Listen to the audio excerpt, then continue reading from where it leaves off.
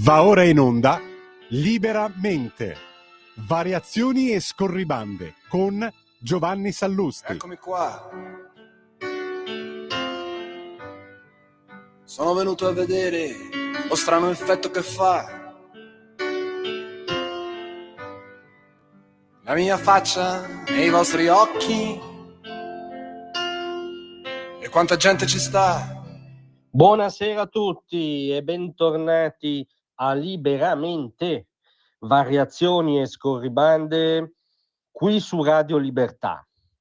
Allora è stato individuato e arrestato il killer di Charlie Kirk, l'uomo che ha premuto il grilletto e ha messo fine alla vita di un altro uomo di 31 anni che aveva il torto di pensarla diversamente. Lo ha annunciato il presidente Trump in un'intervista a Fox News, dove ha detto che il presunto killer di Charlie Kirk è sotto custodia delle autorità, cioè nonostante sia stato individuato come tale, anche perché lo ha confessato al padre che ha chiamato le autorità, l'estremista, il pazzo, il calpestatore della Costituzione, Trump lo chiama ancora presunto perché in un ordinamento anglosassone veramente poi fino alla condanna definitiva si usa quell'aggettivo per dire quanto siano farlocche le narrazioni su Trump. Ma al di là di questo inciso, il killer si chiama Tyler Robinson, ha 22 anni, risiede nello Utah e come ha ribadito Trump non risulterebbe parte di una rete, ma sarebbe un caso di assassinio d'odio ideologico isolato. Ancora più interessante però del profilo del killer sono i messaggi che ha voluto fare, la narrazione con cui ha voluto oggettivamente condire il folle atto omicida. E ci riferiamo agli slogan trovati incisi sui proiettili sparati per uccidere Charlie Kirk, che sono tre. Uno era Hey Fascist, quindi chiaramente questo pazzo assassino dava del fascista all'obiettivo della sua follia omicida.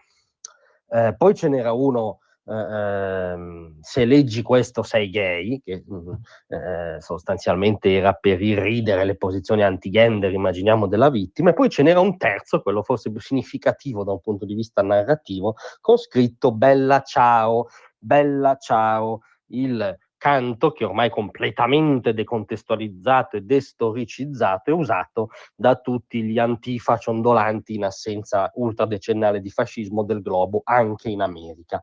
Perché sono interessanti questi messaggi? Perché ci raccontano cosa abbiamo di fronte.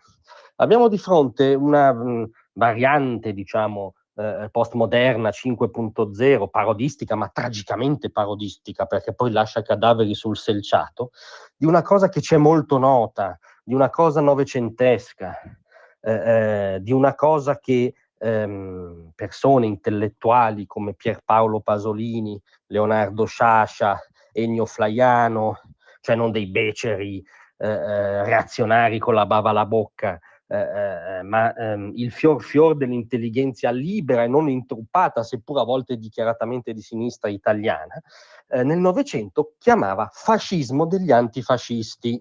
È un controsenso che noi conosciamo bene, è un tarocco ideologico che connota la storia del progressismo europeo occidentale a questo punto dal dopoguerra a oggi.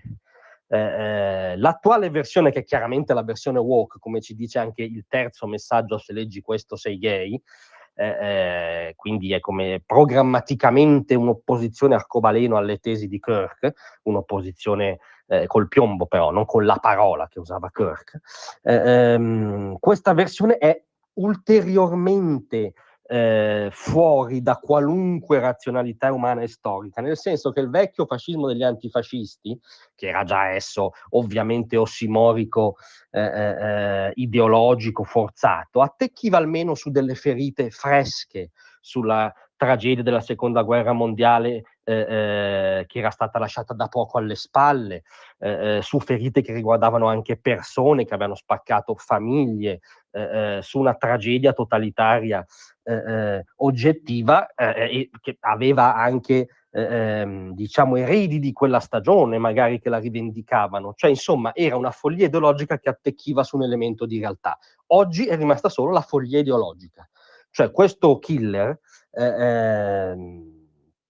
pensava di compiere un fiero atto antifascista, come è evidente dai suoi messaggi, tra cui Bella Ciao, sparando mortalmente a un uomo per le sue idee, cioè compiendo l'atto intrinsecamente fascista, l'atto che è la sintesi migliore, tra virgolette, nel senso di più rappresentativa di ogni fascismo a qualunque latitudine, in realtà di ogni totalitarismo, l'essenza del totalitarismo, compreso il comunismo, compreso l'islamismo, di qualunque variante di questo mostro, è eliminare l'altro per le sue idee, ma usando il linguaggio del killer, anzitutto un atto fascista. Capite il cortocircuito totale?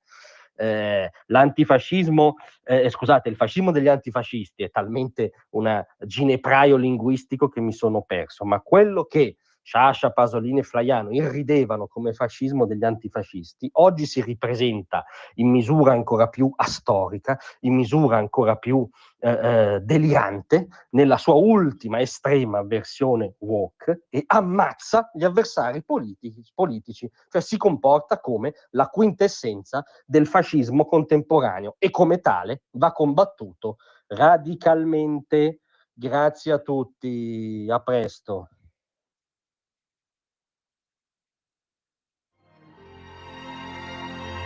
Tra un manifesto e lo specchio.